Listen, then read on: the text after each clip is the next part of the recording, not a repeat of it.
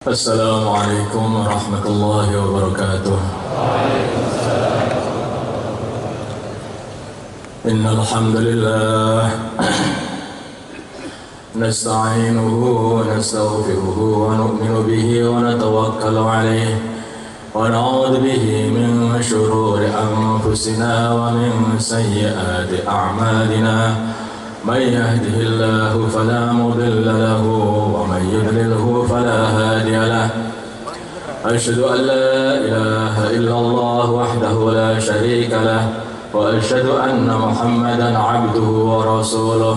اللهم صل على سيدنا محمد وعلى آل سيدنا محمد وعلى أصحاب سيدنا محمد والتابعين أجمعين. أما بعد.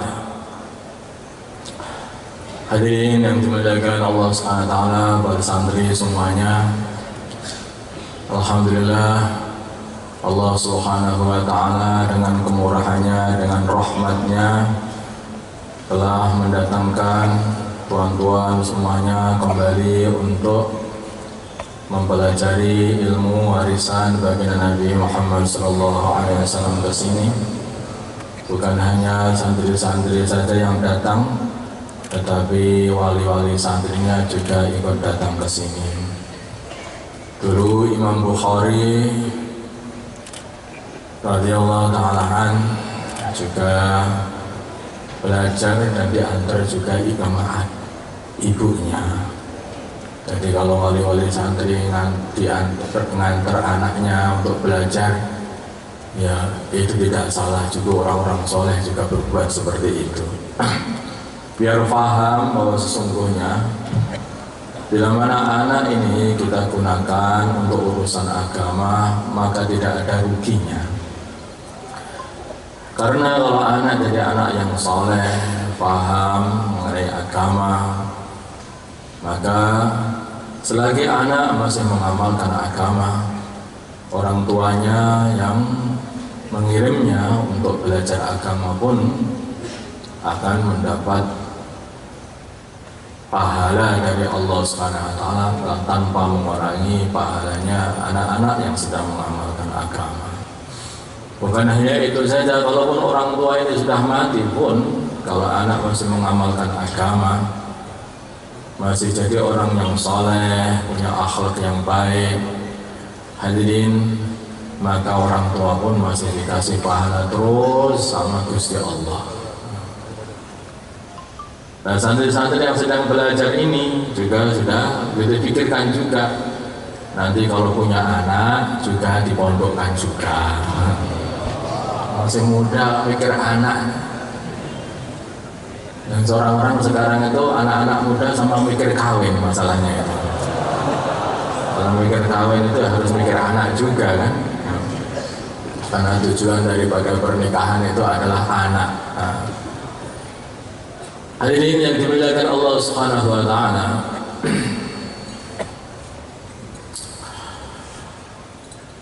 belajar ilmu agama ini bukanlah seperti belajar ilmu-ilmu yang lain. Karena belajar ilmu agama ini adalah belajar untuk mendapatkan ridha Allah, ilmu untuk mendapatkan ridha Allah. Maka ilmu ini akan bermanfaat bila mana diamalkan. Seperti halnya kalau seseorang ini belajar ilmu silat, kalau hanya membaca buku saja tanpa mengamalkannya, begitu bertemu dengan musuh ditompeling begitu saja sudah jungkel. Tanpa ada praktek, tanpa ada amalan, mesti tidak ada sedikit sekali gunanya. Sebaliknya kalau ilmu agama ini kita pelajari dan kita amalkan, maka ilmu agama ini adalah lebih berharga daripada ilmu untuk membuat bom nuklir. Kalaupun seseorang dikasih ilmu untuk membuat bom nuklir, tetapi dia tidak mengamalkannya, hanya dibaca aja, khatam ulang lagi, begitu tidak ada mengamalkan, melawan orang yang dia ilmunya ini adalah ilmu untuk membuat tempe, tetapi diamalkan betulan, hadirin, maka ilmu yang membuat membuat tempe tapi diamalkan sungguh-sungguh, maka dia akan menjadi orang yang paling kaya gara-gara tempe. Bermanfaat. Semua orang makan tempe, merasakan tempenya, sehingga dulunya dia ini hanya menjual tempe di kampungnya, sampai akhirnya seluruh negeri beli dari tempe dia. Bahkan dia ekspor ke luar negeri, seluruh dunia kenal dengan tempenya. Apa mungkin Tuhan itu? Mungkin, dan sudah pernah terjadi. Pernahkah kita minum Coca-Cola? Dari mana itu? Coca-Cola di sana itu.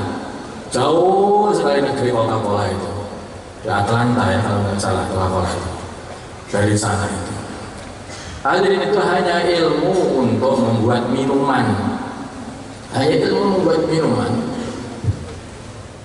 Dari kampung ke kampung sampai dari seluruh negeri, sekarang tidak ada negeri yang tidak ada Coca-Colanya. Coba sungguh-sungguh, maka akhirnya menjadi orang yang kaya karena Coca-Cola. Nah, makanya amal, yang penting itu amalannya. Kecil ilmunya diamalkan sungguh-sungguh, maka akan bantal manfaat yang luar biasa. Tapi itu hanya ilmu-ilmu dunia. Apalagi kalau ilmu akhirat ini, ilmu untuk mendapatkan ridha Allah Subhanahu wa Ta'ala. Kalau ini sudah diamalkan sungguh-sungguh, ini bukan seperti hanya ingin bom nuklir itu dunia. Tetapi kalau kita mendapatkan ilmu agama dan mengamalkannya, maka bukan hanya dunia yang kita dapatkan, dunia pun kita dapatkan, dan akhirat pun juga kita dapatkan. Akhirat juga akan kita dapatkan.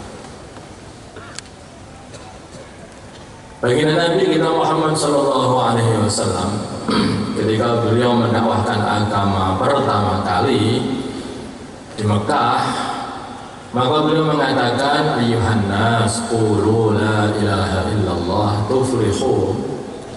Wahai para manusia, katakanlah la ilaha illallah, maka kalian akan beruntung.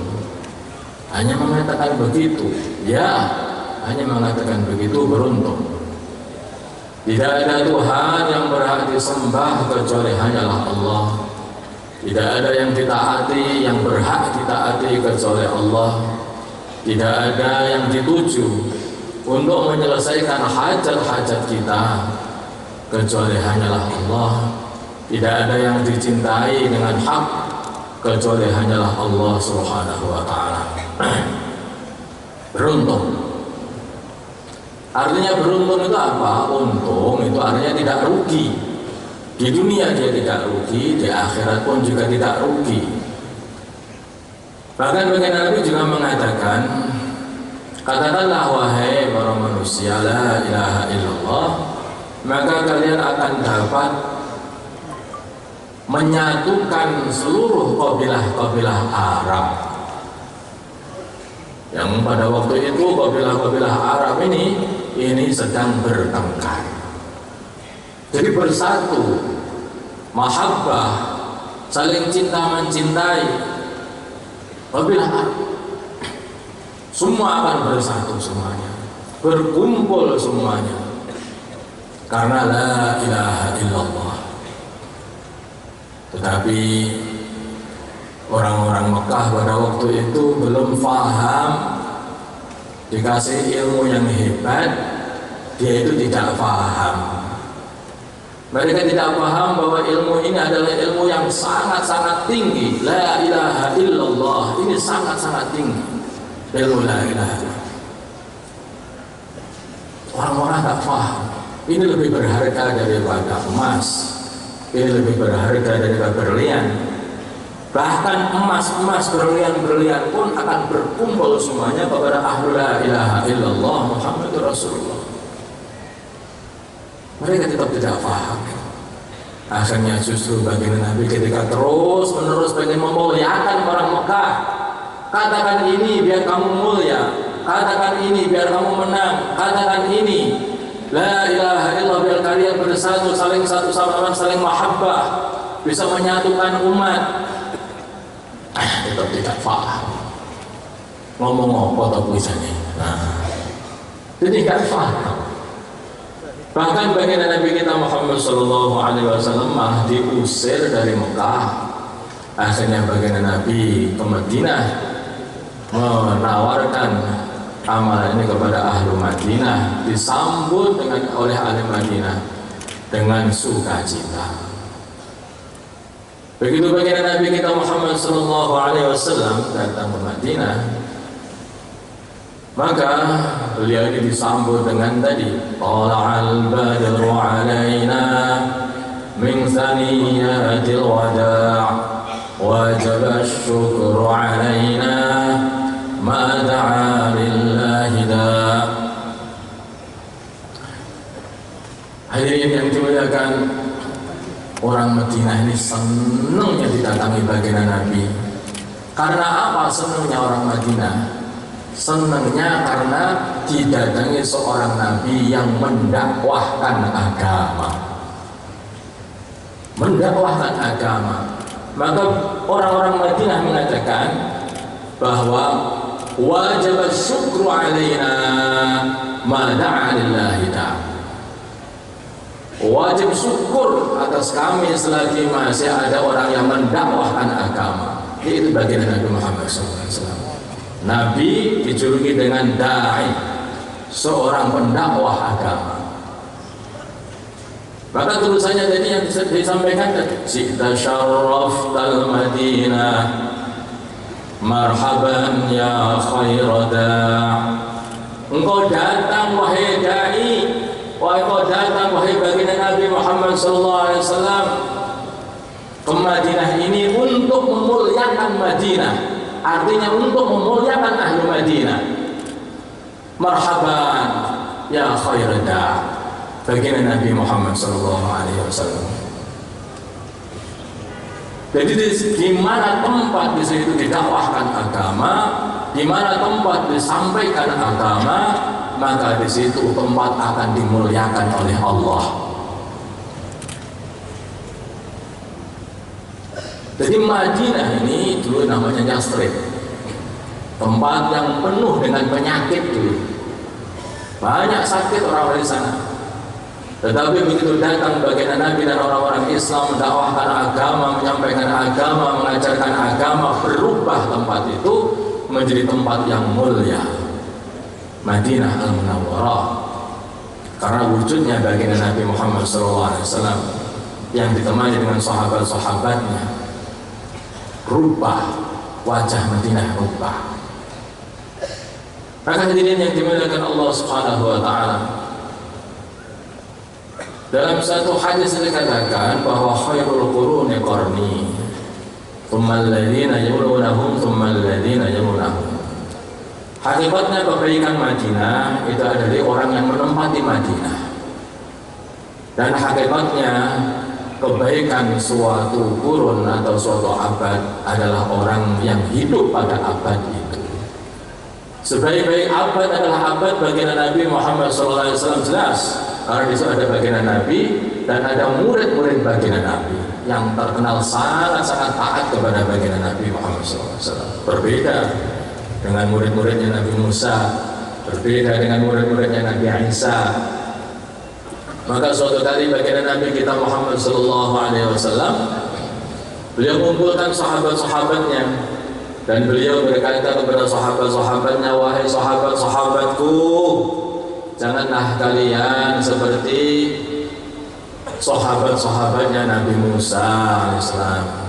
Jadi kalau mereka diajak untuk memperjuangkan agama, mereka mengatakan ilhab anta wa rabbuka faqatila inna huna qa'idun.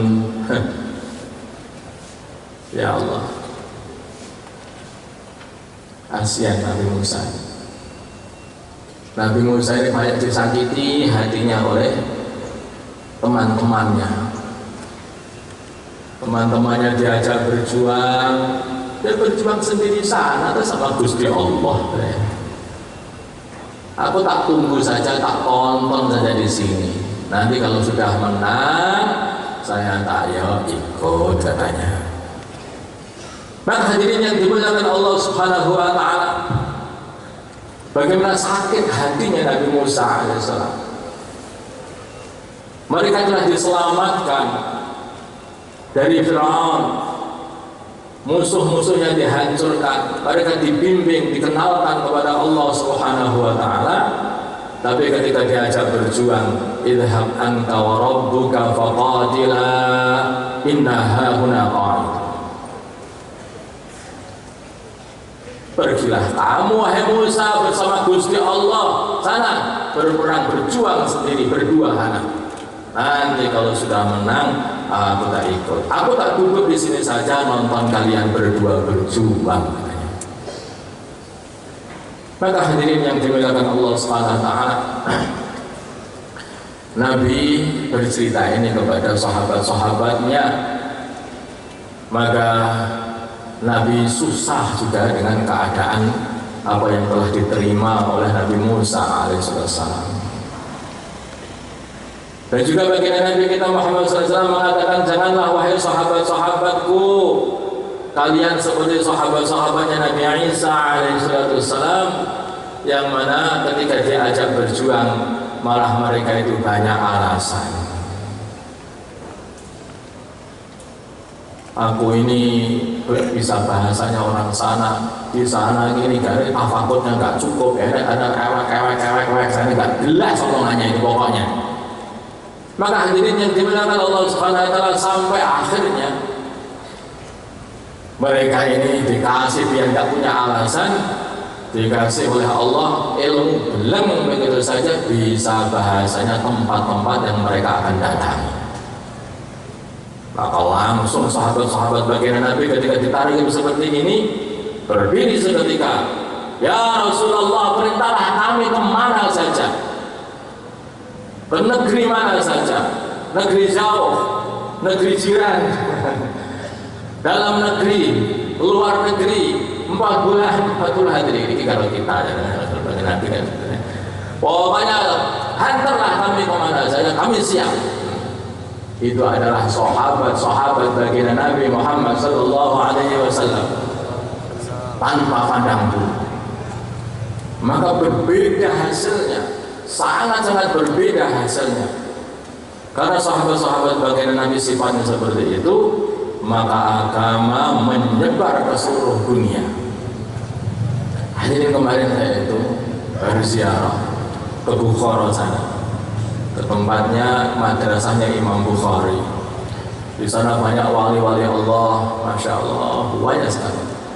Dan di sana juga ada satu kuburan seorang sahabat namanya Husam bin Abbas, yaitu saudaranya Abdullah bin Abbas.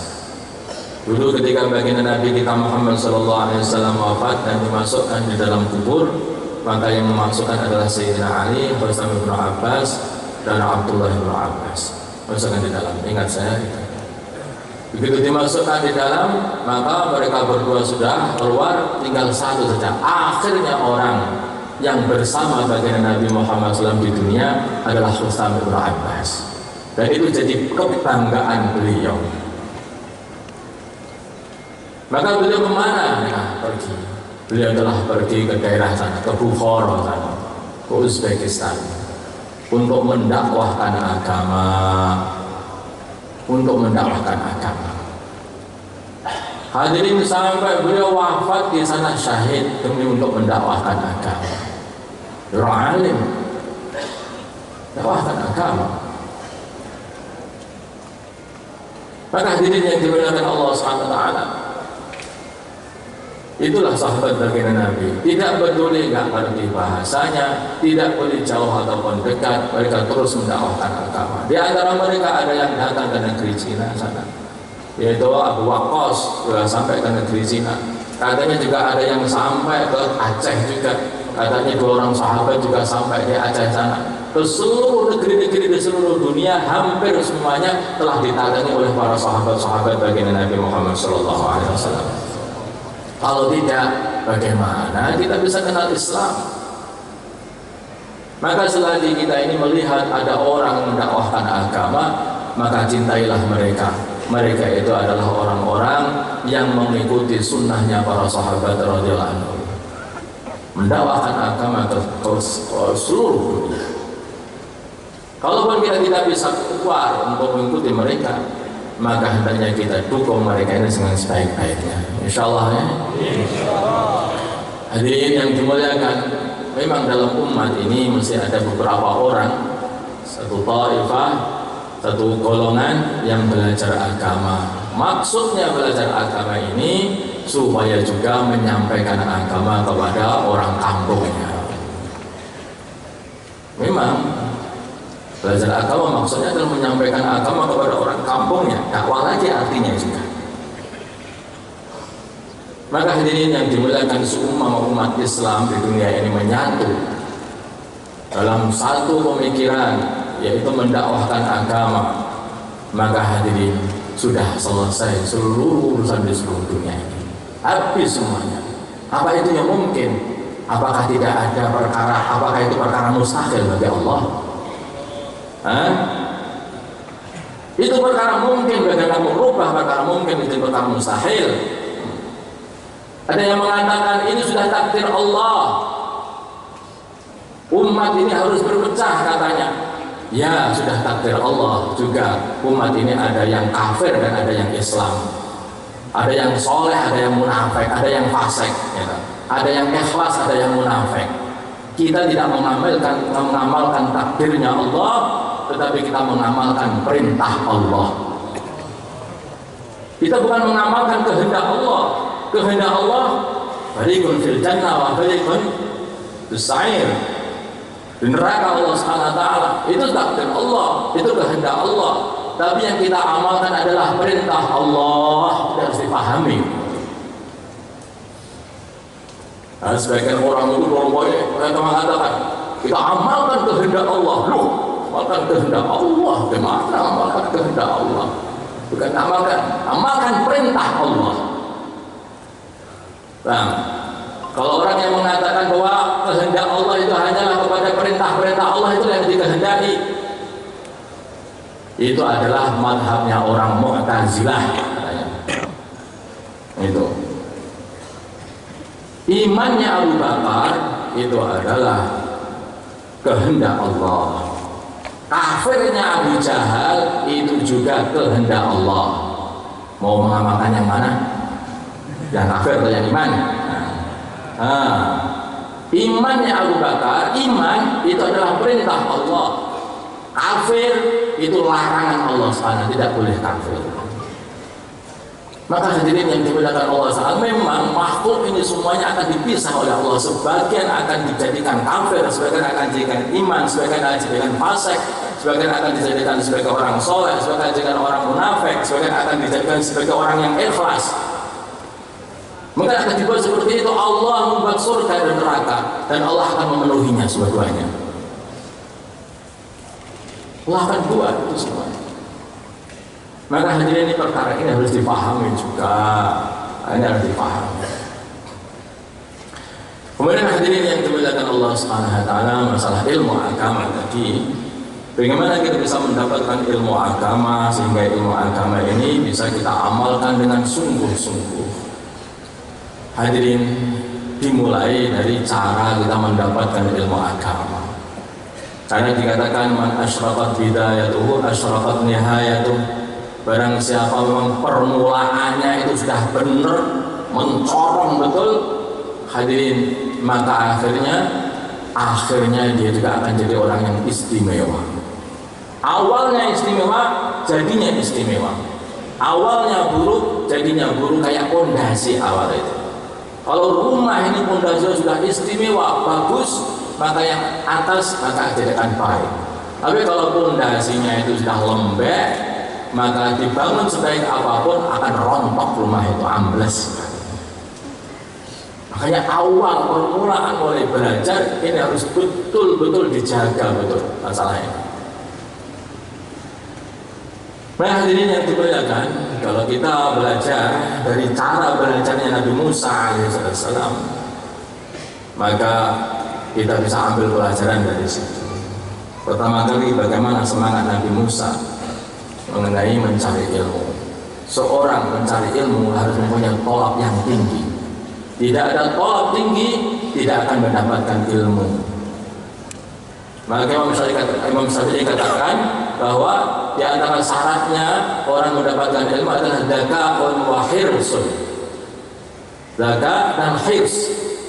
Ada sungguh-sungguh pengen banget kepada ilmu ini. Tuhan, kenapa Tuhan pengen mondok? Yang nyuruh ayah saya. Dan kenapa menghafal Quran? Katanya kalau nggak hafal Quran mau ditempelengi katanya. Jadi kayak seperti ini lah. Ini namanya nggak ada hirs, nggak ada kepinginan. Kalau nggak ada kepinginan, bagaimana bisa jadi? Maka hadirin yang Allah SWT, para santri juga dibentuk sebelum kita ini belajar, dibentuk rasa tolak, hirs, kepinginan yang sangat-sangat untuk mendapatkan ilmu warisan baginda Nabi Muhammad SAW. Biar apa? Biar dapat ridha Allah. Ilmu kita amalkan dia dapat ridha Allah Subhanahu wa Ta'ala. Itu yang dimaksud mencari ilmu, itu untuk mendapatkan ridha Allah. Bukan untuk ngengkeli para ulama. Celaka kalau kita ini dapat ilmu untuk mencari ilmu biar dapat bisa engkel-engkelan. Apa engkel-engkelan? Bisa mendebat para ulama. Yang seperti itu adalah orang yang celaka. Sebaliknya ilmu kita buat, ilmu kita pelajari supaya kita ini dapat ridha Allah dan senang Gusti Allah kepada kita ini. Ini hamba gue ini kayak Abu Bakar As-Siddiq radhiyallahu ta'ala. Ketika beliau ini ditanya, siapa hari ini yang bersedekah? Siapa hari ini yang iyadatul marid, yang menjenguk orang sakit? Pulau Kanjeng Nabi. Siapa hari ini yang mengantar mayat ke kubur? Pulau Kanjeng Nabi. Siapa hari ini? Hari pulau semua saya karena saking banyaknya ilmu Abu Bakar, maka seluruh cabangan-cabangan yang ilmu yang untuk mendapatkan pahala diamalkan semuanya. Maka Nabi mengatakan tidak berkumpul amalan-amalan ini dalam satu hari kecuali dalam satu orang, kecuali mesti dia itu masuk surga. Hadirin, coba, Masya Allah, ilmu ini kita diamalkan. Kalau orang amalkan ilmu, semakin banyak ilmu seseorang, maka dia akan semakin sabar. Siapa yang lebih sabar daripada Nabi Musa alaihissalam?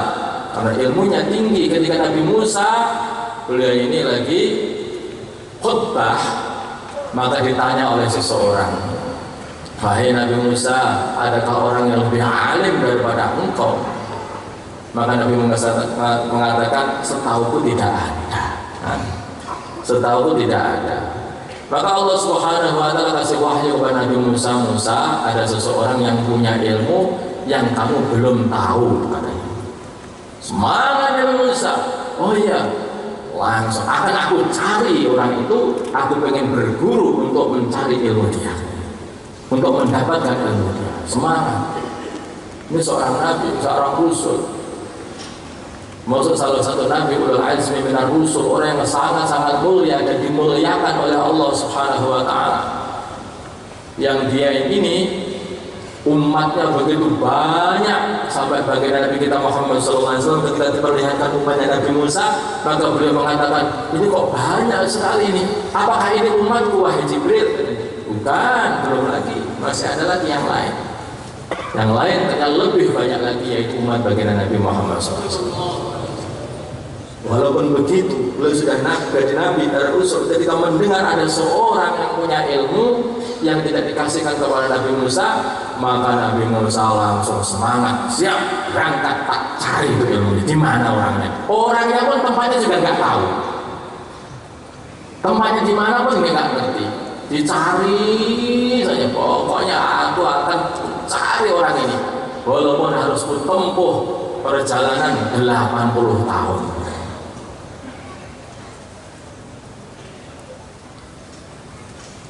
Maka hadirin yang dimuliakan Allah Subhanahu wa taala,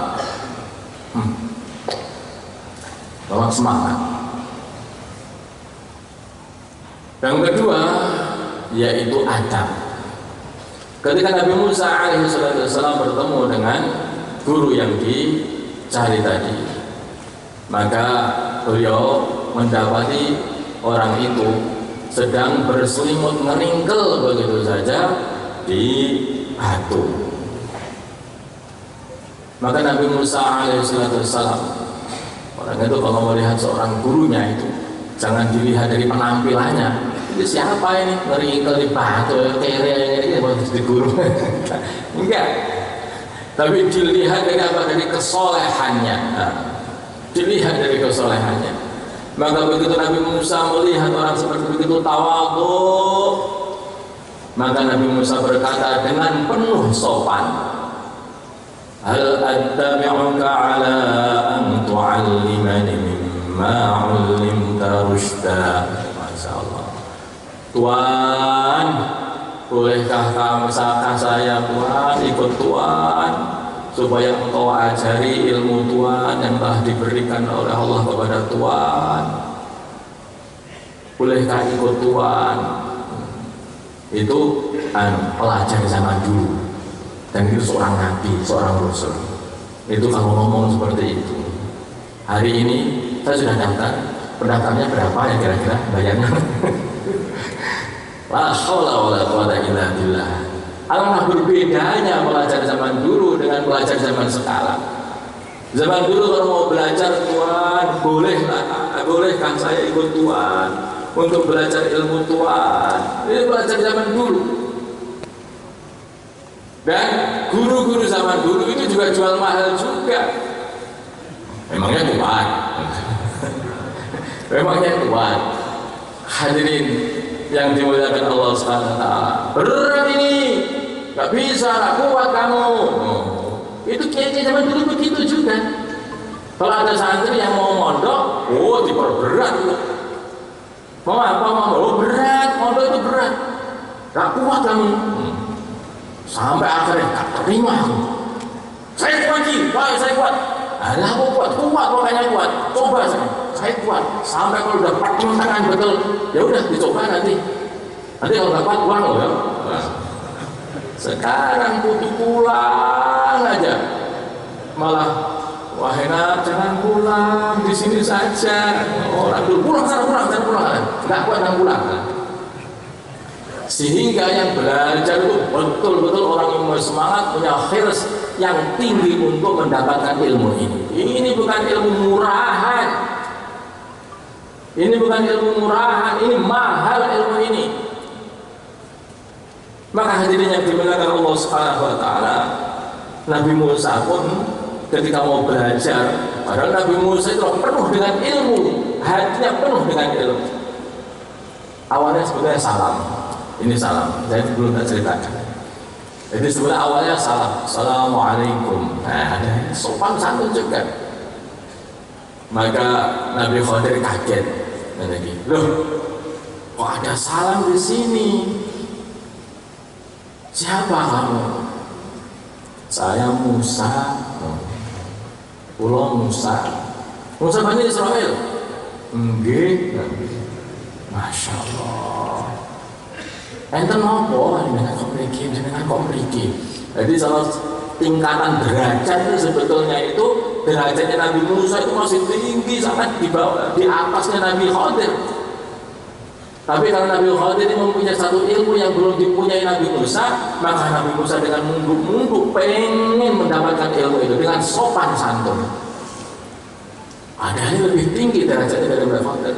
Maka begitu datang, tahu Nabi Musa, Nabi Khadir pun juga menghormati Nabi Musa. Tapi walaupun begitu, maka Nabi Khadir tetap muji juga.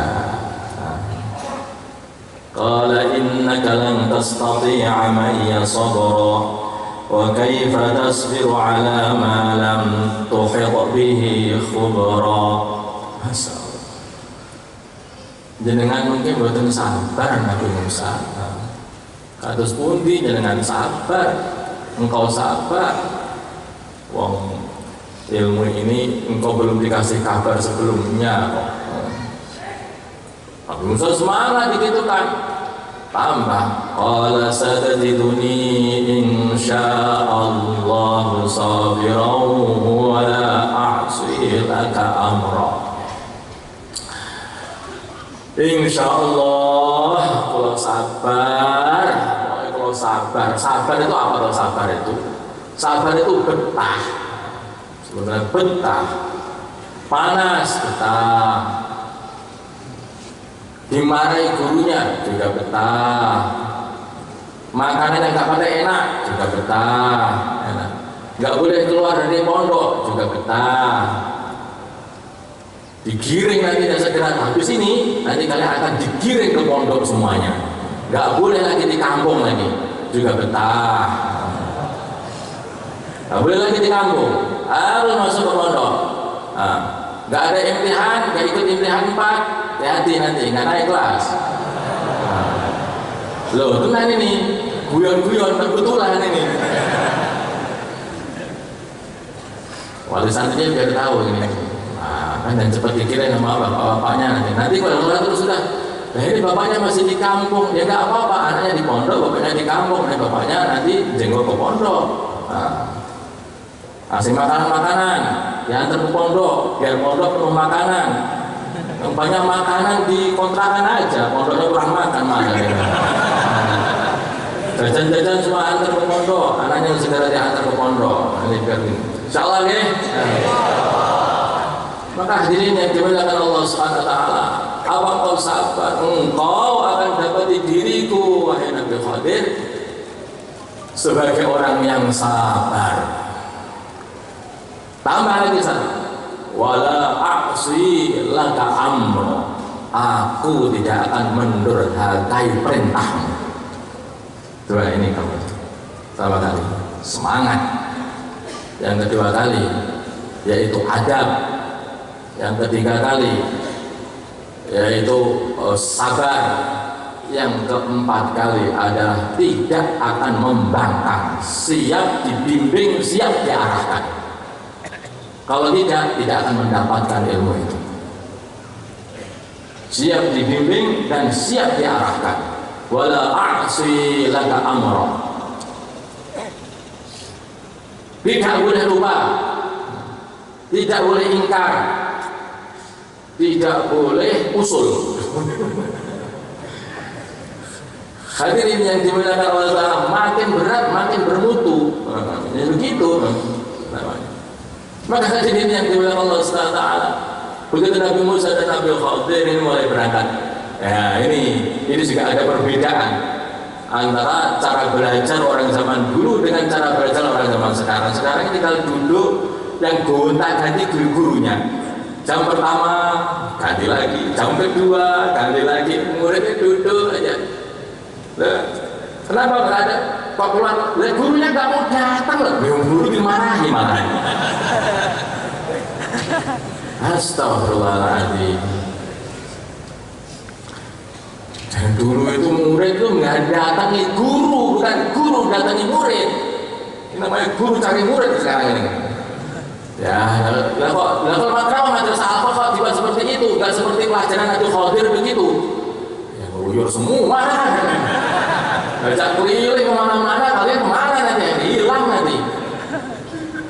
Berangkat 1000 orang, pulang tinggal 3 orang nanti. Nah, ini kita masalah saja sebetulnya kan seperti ini. Aduh, sudah susah. Hadirin baginda Nabi kita Muhammad SAW sama juga. Beliau mendidik santri-santrinya, mendidik para sahabat itu dengan diajak berjuang. Jalan sana, jalan sini, jalan sana, jalan terus, diajak berjuang terus. Diajak ke Hunain, diajak ke Mekah, diajak ke sana sini. Akhirnya jadilah manusia yang hebat, orang-orang yang hebat, para sahabat. Memang begitu. Jadi hakikatnya pendidikan itu sebetulnya adalah dengan suhbah. Bukan hanya sekedar duduk begitu saja, dengan suhbah. Karena seseorang itu akan betul-betul menyerap ilmu dari gurunya kalau suhbah dengan gurunya. Saya lihat itu ada beberapa santri kalau saya lagi keliling di kelas itu gurunya nerangkan, dan saya gurunya itu nerangkan, hanya melihat kita, berarti lihat santrinya, dan santrinya duduk itu di pinggir semua gerakan-gerakan. Masya Allah, saking nikmati bacaannya gurunya. Gurunya hanya baca saja, santrinya itu hanya Yesus. Insya Allah ini diperbaiki, insya Allah kelas-kelasnya baik ya. Yang semangat, santri yang semangat, guru yang semangat juga. Hadirin yang dimuliakan Allah Subhanahu wa taala. Maka akhirnya mereka berangkat lagi. Ketika mereka berangkat dalam perjalanan, yaitu Nabi Khadir dan Nabi Musa dalam perjalanan. Nabi Khadir sama Nabi Musa mau melewati satu lautan, maka beliau dikenali sama orang yang punya perahu, pengen naik perahu. Doh ini siapa? Oh Nabi Khadir ternyata. Monggo buat sambayan. Nah, jenengan apa buat sambayan? Di sini diceritakan juga dalam hadis tadi ini. Hadirin, jadi orang-orang zaman dulu ternyata kepada orang-orang soleh juga seperti itu. Pokoknya kalau ada orang soleh yang naik perahunya, monggo buat sambayan. Saiki nggak peduli soleh, nggak boleh nggak soleh, mau apa, pokoknya kudu bayar. Gimana ini? Yang punya kendaraan, pintor, rumah, kontrakan, kalau alam ini hanya guyon saja. Ini menceritakan orang zaman dulu. Nah, jadi yang dimuliakan Allah Subhanahu wa taala, maka monggo silahkan. Akhirnya masuk di perahunya, jalan perahu. Selesai ditumpangin ke perahu, maka turun dari perahu. Nabi Khadir itu melepas papan-papan yang ada di perahu itu. Berada, lari, ngobrol semuanya. Maka Nabi Musa kaget. Loh, sudah digratisi kok berbuat kurang ajar. Nabi Musa ini orangnya tukang amar ma'ruf yang ada munkar. Maka begitu melihat kesalahan, loh, gimana jenengan ini? Kita baru saja ditumpangkan dengan gratis. Lah kok mau hancurkan perahunya kayak seperti ini? Loh, kaget juga Nabi Khadir ini. Orang kaget ya. Yang satunya kaget karena apa itu perahu dihancurin. Satunya kaget, loh, lah kok gak sabar. Maka langsung lagi, kaget lagi, lupa. Saya itu sering absen santri-santri, setiap pagi itu santri bisa absen, guru-guru juga saya absen, alhamdulillah. Dan saya tadi kan, kenapa itu simpulan itu nggak masuk? Katanya lupa Allah. Lupa tetap dihitung itu kalau orang Nabi Khadir. Tetap aja alfa, lupa alfa, lupa jam alfa, ya, ketiduran alfa. Ayo, mau apa lagi? Nggak ada alasan lupa alfa. Dan dihitung 30 kali nggak masuk kelas, nggak bisa naik kelas. Sudah berapa? Sudah dihitung berapa alfa? Awas loh, mulai tanggal 15 alfanya sudah mulai dihitung. Jadi, tidak ada lafal ketiduran, tidak ada lafal lupa lagi. Gimana? Salah ya? Maka pada santri, jadi nanti mendapat Allah Subhanahu wa taala semuanya, masya Allah. Maka akhirnya Nabi Musa minta maaf. Dan jangan saya minta maaf juga. Jangan disalah-salahkan, jangan diperberat saja. Udah. Ya enggak masalah. Guru itu harus sabar. Guru juga harus sabar. Betul masalah, monggo derek. Berjalan lagi, begitu berjalan ini lebih ekstrim lagi. Maka mereka berdua bertemu dengan seorang anak kecil yang imut, bagus sekali, ganteng anaknya. Maka Nabi Khadir pegang kepalanya, buang. Kepalanya dia cabut itu dari tubuhnya anak kecil itu. Dipuntir, cabut perul gitu. Dan ketahui para anbiya itu mempunyai kekuatan yang berbeda dengan orang biasa. Nggak tahu diceritakan seperti itu. Ada sebagian riwayat mengatakan disembelih sama Nabi Khadir. Dari pisau, ada yang katakan dicabut kepala itu, pundul namanya. Maka hadirin yang dimuliakan Allah Subhanahu wa taala, bagaimana Nabi Musa melihat pemandangan seperti itu? Kaget, tidak lupa. Nabi Musa tidak lupa, aku gak lari, tapi ada perbuatan mungkar ini.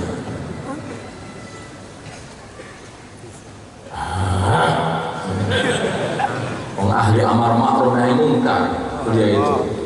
Maka beliau langsung, aku tahu tak nafsan, bighairi nafsin. Kamu membunuh seseorang tanpa membunuh orang lain, tanpa kesalahan apapun. Lapan jika saya katakan banyak, ngamuk ya. Saya tuh ngamuan ya masalahnya, ngamuan. Dulu pernah mencontoh seorang mati dari Mesir. Jadi ketika ada orang Mesir, ada orang di Bani Israel, orang Bani Israel, ini tukang ngece orang. Bani Israel itu maka itu tukang ngece. Bani Israel sangat ngece, aja. Ngece orang Kipti, maka habis ngece lari. Musa, tolong, aku mau dibunuh, Musa mau dipukul. Maka Nabi Musa langsung pegang aja orang yang ngejar ini, pegang blok, jangan begitu kan. Tapi orang itu berontak tetap mengejar si Bani Israel tadi, seorang Bani Israel tadi. Dijotos, kerap berhamil sama sampai tulang dadanya terpemuk itu, nggak sengaja. Sebetulnya itu nggak sengajanya padahal. Kalau sengaja gimana itu? Keretak, ambrol gitu sampai jebol itu dadanya, mati seketika itu.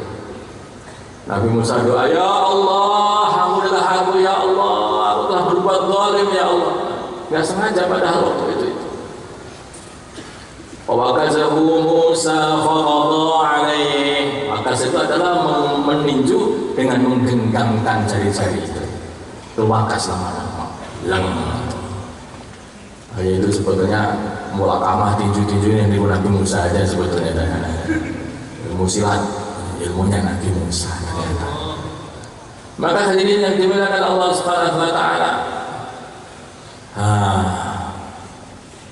Akhirnya Nabi Musa mau kamu nggak sabar. Astagfirullahaladzim, ini bahaya. Memang saya kalau sudah itu nggak sabar. Kalau sudah begini aku nggak bisa sabar. Kalau sudah begini ini, maka Nabi Musa mengatakan kepada Nabi Khadir, wahai Nabi Khadir, sudah sekali saja ya, sekali saja udah ini nggak kuat ini. Sekali saja kalau saya itu masih ngomong lagi, udah. Jangan engkau jadikan aku sebagai muridmu. Yang membuat persyaratan Nabi Musa sendiri, bukan Nabi Khadir. Qala in sa'altuka an syai'in ba'daha fala tusahhibni. Makanya sekarang buat persyaratan kamu sendiri kan, dengan tanda tangan itu siap kamu sendiri kan. Kalau saya tidak tertib di madrasah ini, maka saya siap untuk pulang. Begitu tulisannya. Apa gimana? Iya.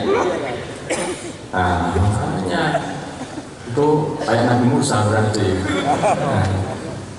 Maka ini yang dimuliakan Allah Subhanahu wa taala. Masya Allah. Pertama, lupa. Yang kedua adalah ingkar. Yang ketiga, mereka tidak berjalan. Sampai masuk suatu kampung, mereka berdua masuk suatu kampung dan dalam keadaan lapar.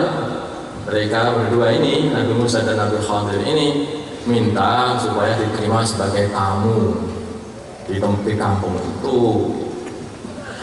Nah, ternyata orang kampung tidak mau menerimanya sebagai tamu, tidak dikasih makan, tidak dikasih minum, tidak digapai begitu saja, pokoknya nggak diikram sama sekali. Orang jauh-jauh datang ke kampung tetapi malah tidak dikasih makan, tidak dikasih minum. Masya Allah, nggak ada yang nikmati. Maka hadirin yang dimuliakan Allah SWT, bukan hanya itu saja, tambah di situ ada tembok, yang temboknya itu mau rubuh malah diperbaiki oleh Nabi Musa dan Nabi Khadir. Sebagian riwayat Nabi Khadir hanya dengan tangan begitu saja langsung berdiri lagi, tapi sebagian riwayat lagi ditata satu persatu oleh mereka berdua. Temboknya ini diperbaiki lagi satu persatu begitu sampai tinggi. Alangkah capeknya mereka. Setelah itu Nabi Khadir pergi, Nabi Musa usul, sudah didirikan temboknya, boleh kita minta upah sama mereka katanya. Loh kok nggak sabar lagi? Berarti ini adalah hari perpisahan kita katanya.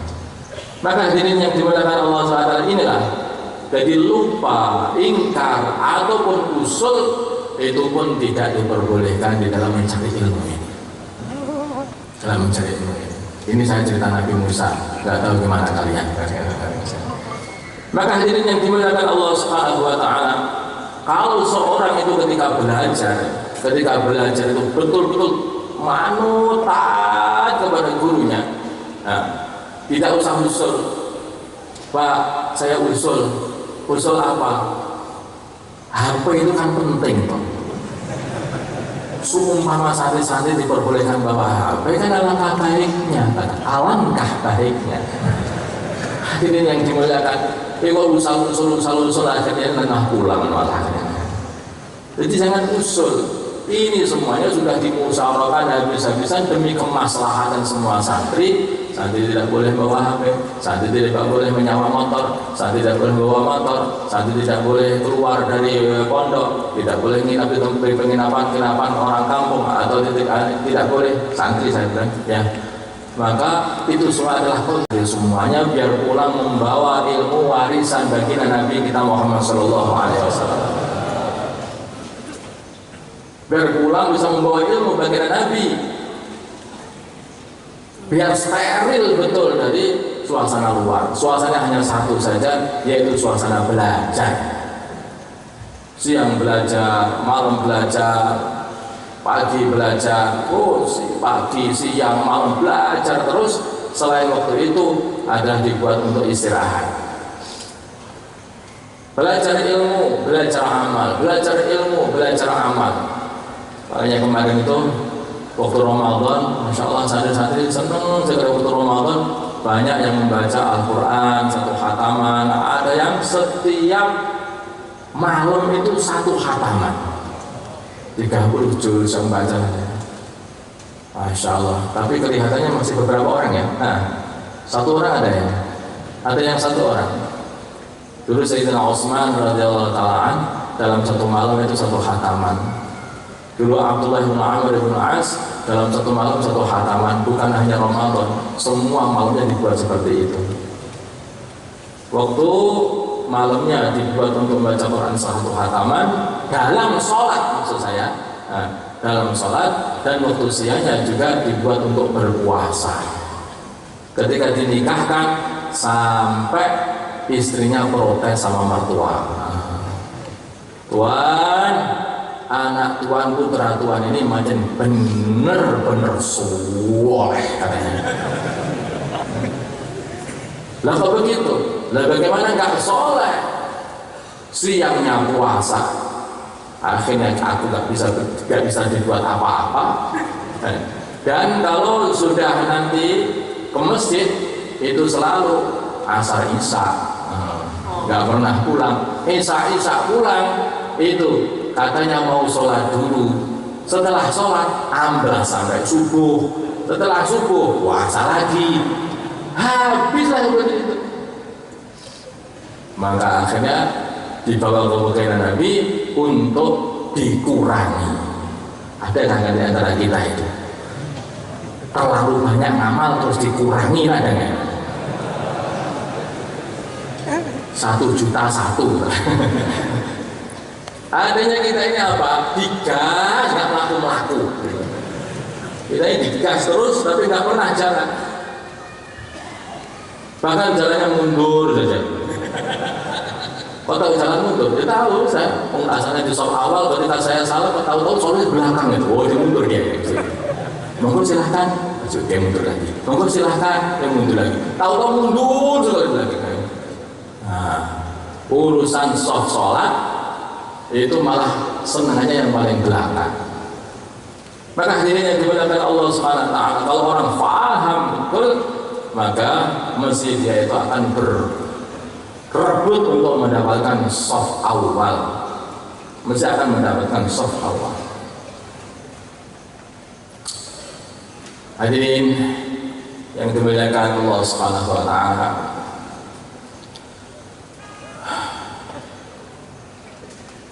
amal agama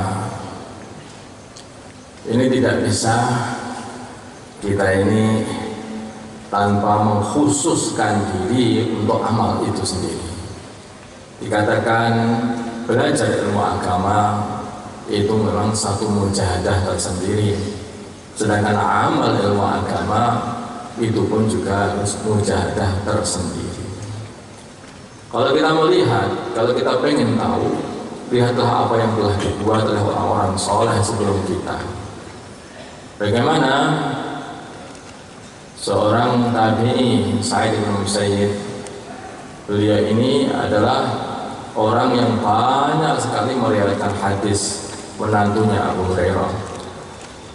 Beliau ini mengatakan, aku mujahadah untuk amal soft awal, selama 20 tahun mujahadah untuk istiqomah soft awal selama 20 tahun takbiratul ula. Ada yang soft awal tapi itu masbuknya ada, yang datanya dari depan masalahnya. Dari depan dekatnya imaman.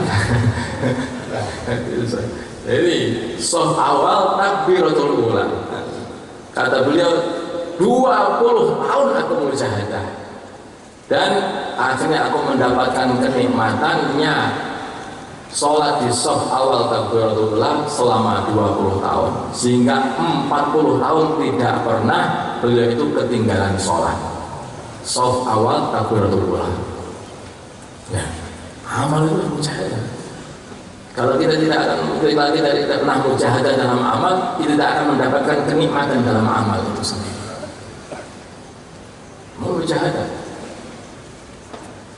Ada orang yang dia ini mujahadah di dalam zikirnya, zikir sampai mendapatkan kenikmatan dalam zikir, sholat sampai mendapatkan kenikmatan dalam sholat. Kalau kita tahu kenapa Nabi mengatakan waju'ilat qurratu aini fis shalah, Nabi ini senang, gembira hatinya itu, senang, kesenangannya itu adalah sholat, gembira hatinya dalam sholat. Kenapa? Karena baginda Nabi mujahadah di dalam sholat juga, senang, akhirnya nikmat di dalam sholat, nikmat dalam sholat. Kaki-kaki beliau dikatakan telah bengkak-bengkak saking banyaknya sholat. Kita pernah bengkak karena sholat? Tidak ada. Kita mujahadah dalam sepak bola sampai bengkak-bengkak banyak.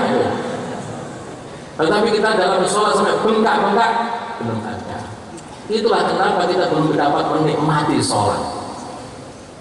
Hadirin, mungkin sholat itu sebetulnya bukan hanya satu gerakan anggota tubuh, tapi sholat yang benar itu adalah rasa tunduk, diam, tumaninah, khusyuk, khudu di hadapan Allah SWT.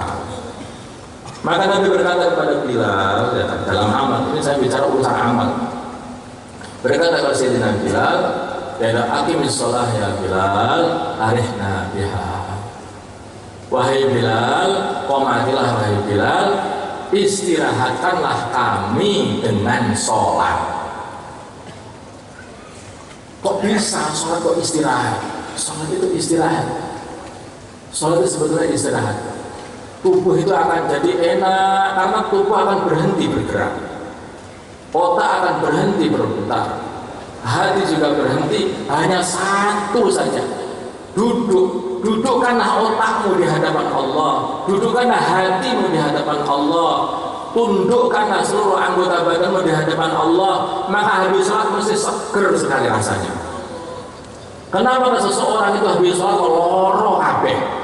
Ya kan? Karena apa? Tubuhnya kelihatannya sholat, tetapi ini otaknya tidak bisa berhenti, capek.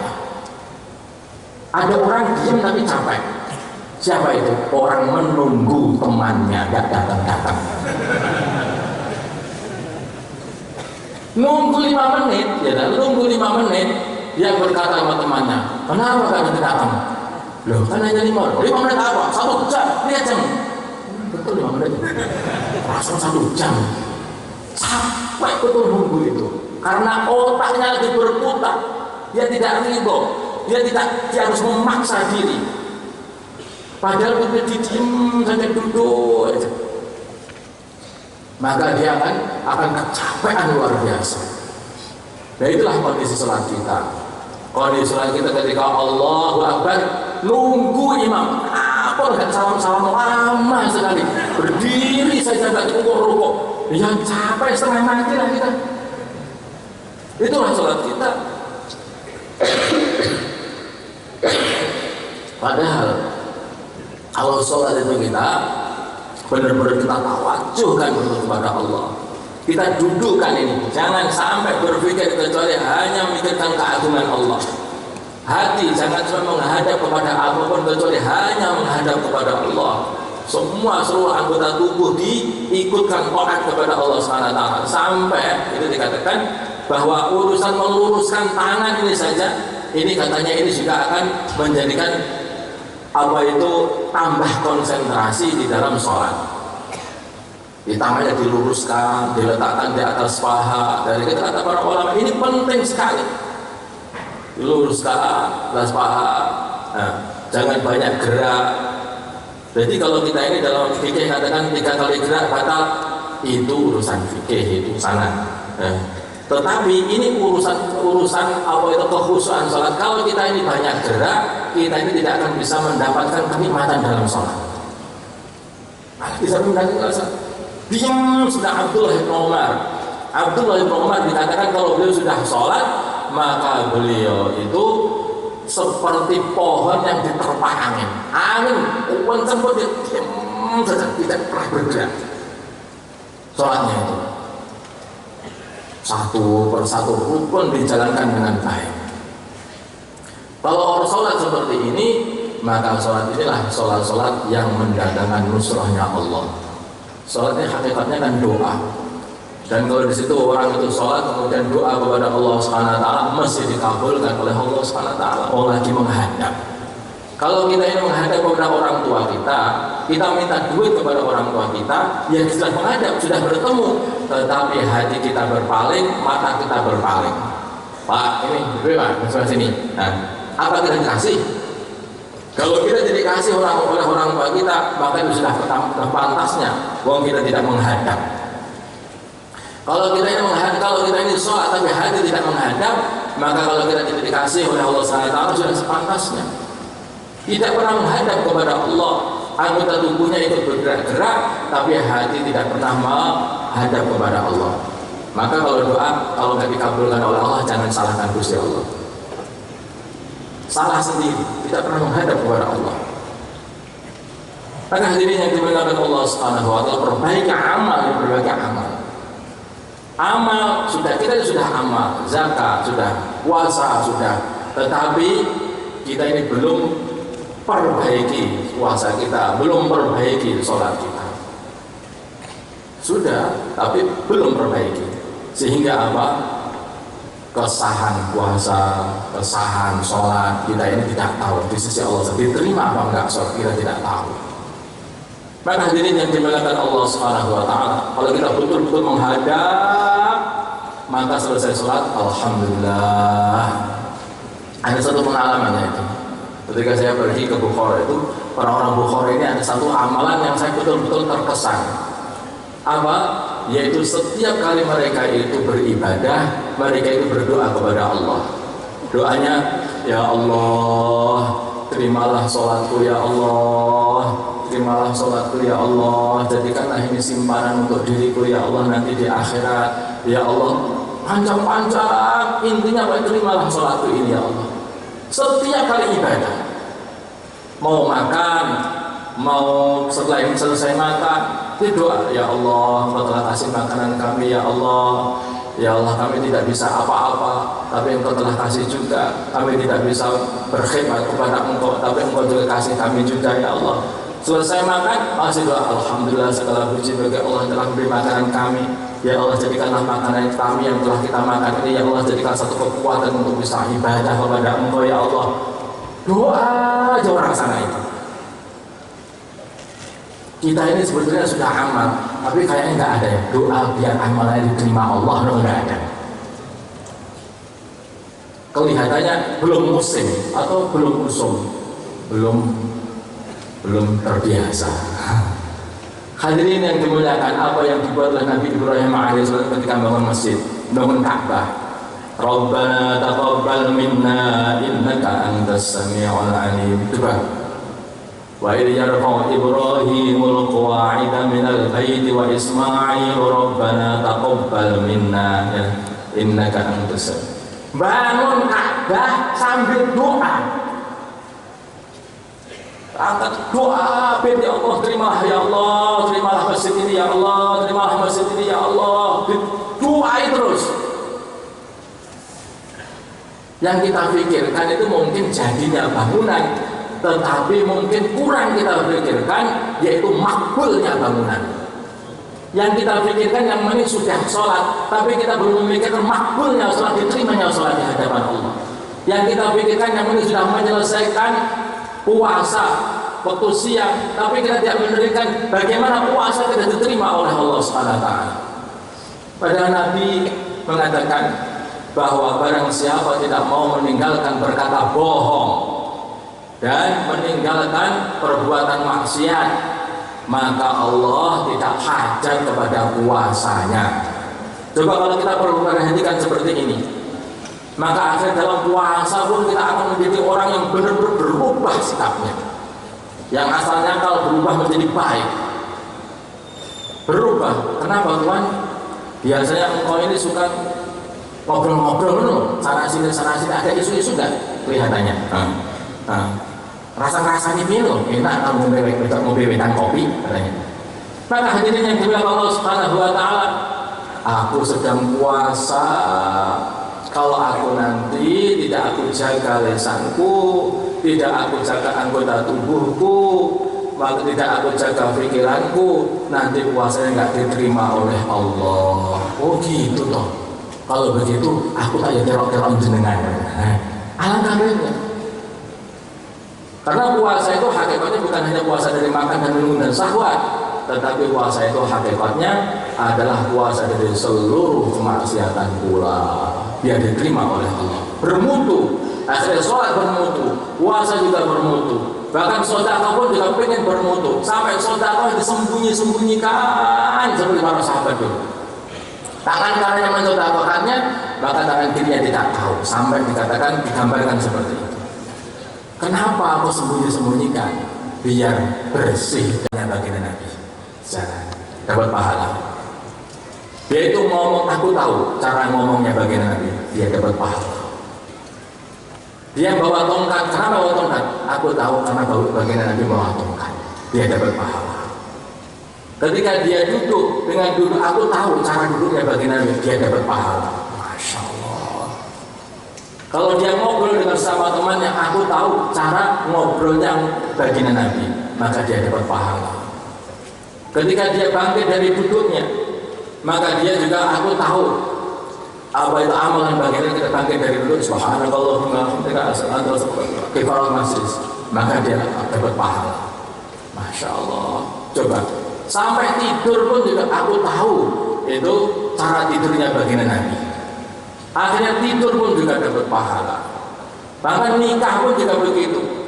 nikah pun dapat pahala, ngumpuli istri pun juga dapat pahala, semua pahala penuh pada dia. Kalau orang itu orang alim tidak menggerakkan tubuhnya itu tidak bisa mendapatkan pahala.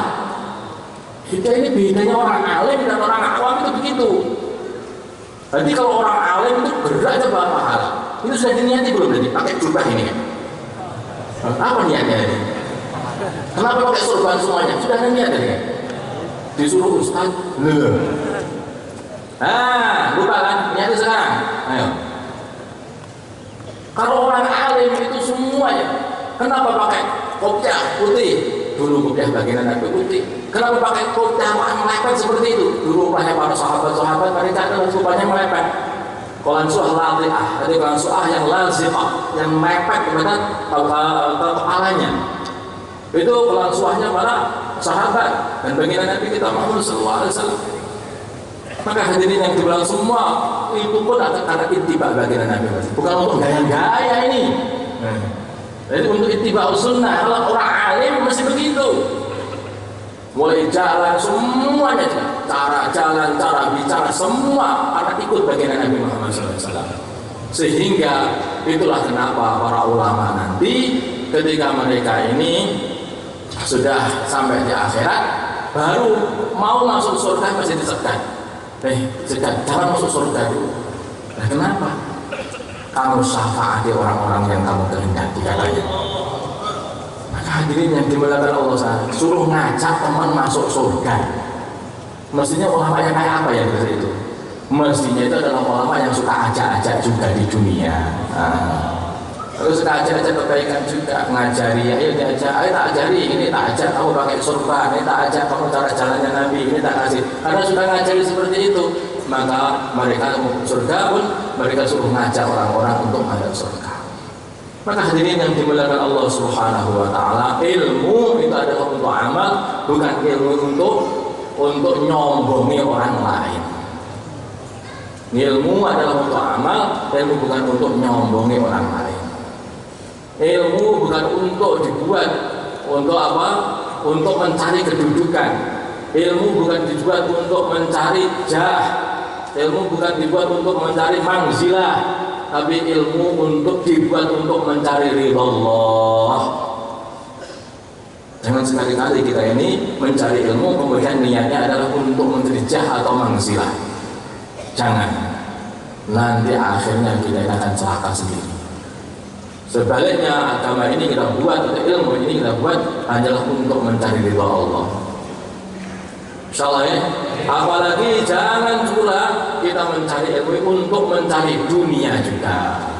Hanya orang itu cari ilmu untuk cari dunia. Ilmu agama maksudnya itu dibuat untuk mencari dunia, cari duit. Nah, kalau sudah seperti itu, maka apa yang terjadi? Yang terjadi nanti kita akan berhadapan dengan Allah sendiri. Agama Allah dibuat untuk selain Allah.